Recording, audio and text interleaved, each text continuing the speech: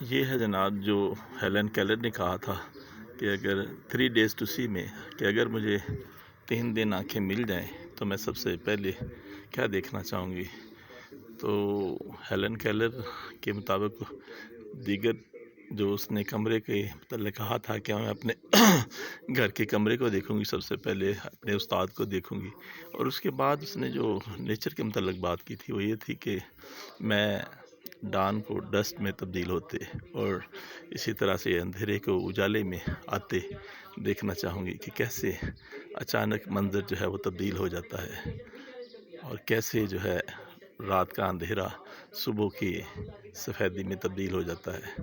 تو یہ مری ہے، یہ ایکسپریس وے آپ کو نظر آ رہی ہے، یہ ایکسپریس وے ہے جو کہ ادھر آ کر اسلام آباد سے آتے ہوئے یہ چلتی ہے اور مری کو ٹچ کرتے ہوئے اور پتریاٹا کو ٹچ کرتے ہوئے یہ چلتی ہے ادھر مظفر آباد آزاد کشمیر کی طرف.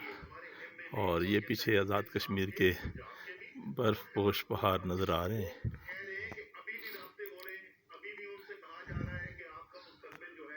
اور یہ آپ دیکھیں گے اس طرف بھی مری کے بیک سائڈ پہ کشمیر کے برف پوش پہاڑ اور یہ سورج نکلنے کا خوبصورت منظر.